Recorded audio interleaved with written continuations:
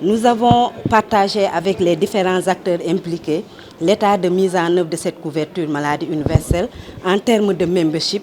Donc sur les 1 million pour la région de Dakar, pour les 1 585 000 de personnes qu'on doit enrôler dans les mutuelles de santé, nous sommes à 313 080.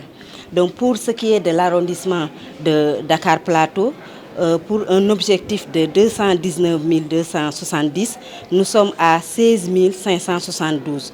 C'est un travail vraiment de titan qui a été effectué, mais juste pour rappeler que nous sommes loin d'atteindre nos objectifs.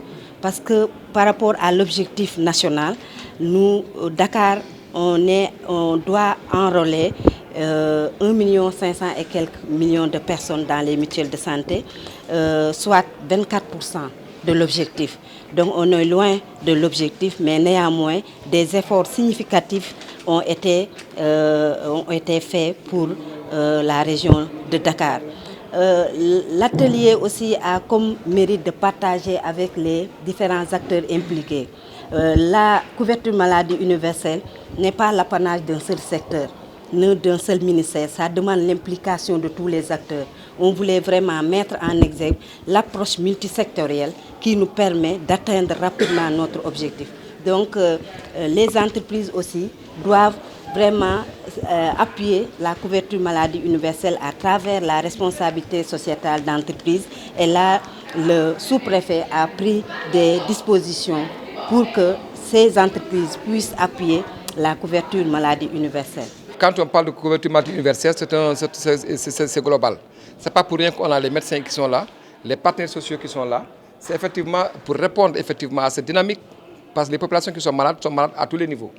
Il appartient aujourd'hui aux causes de consultation qui sont aujourd'hui dévolues, n'est-ce pas, au médecin-chef du Centre et Sud, de mesurer aujourd'hui quelle est la première cause de consultation au niveau local.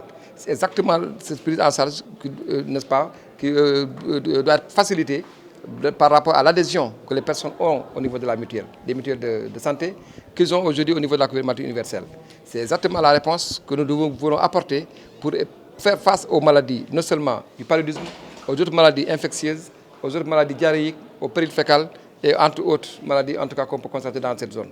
La couverture maladie universelle, comme le nom l'indique, n'a pas de frontières. C'est juste aider à une meilleure prise en charge des problèmes de santé au niveau local. Après 3 ans de mise en œuvre, on a quand même des défis à relever par rapport à cette couverture maladie universelle, notamment la communication. Parce qu'on doit communiquer, toujours communiquer, pour permettre aux différents acteurs impliqués, en ce qui les concerne, de jouer pleinement leur rôle. L'autre aspect des défis, c'est par rapport à la professionnalisation de ces mutuelles de santé. Comme vous l'avez vu, on doit enrôler les populations dans les mutuelles de santé et il faut que ces mutuelles de santé soient professionnelles pour pouvoir jouer pleinement leur rôle. Nous avons aussi comme défi vraiment de mettre en œuvre la plateforme Sunu CMU, qui est vraiment une innovation de taille. Non seulement par rapport au Sénégal, mais par rapport à la sous-région. Et là, nous demandons vraiment l'implication de tous les acteurs pour une bonne exécution de cette plateforme Sunu CMU qui a été mise en place par M. Maïssi, le directeur du système informatique au niveau du service de l'Agence de la couverture maladie universelle. Nous reviendrons sur vraiment cet aspect de taille parce que ça nous permet vraiment de gagner beaucoup de ressources pour les mutuelles de santé, mais également pour la couverture maladie universelle de manière générale et de permettre aux différents acteurs de faire adhérer les gens au niveau des mutuelles de santé à travers la plateforme.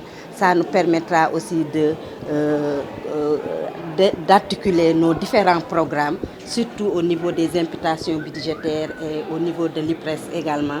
Il y a beaucoup de choses qu'on peut faire avec cette plateforme et nous y sommes.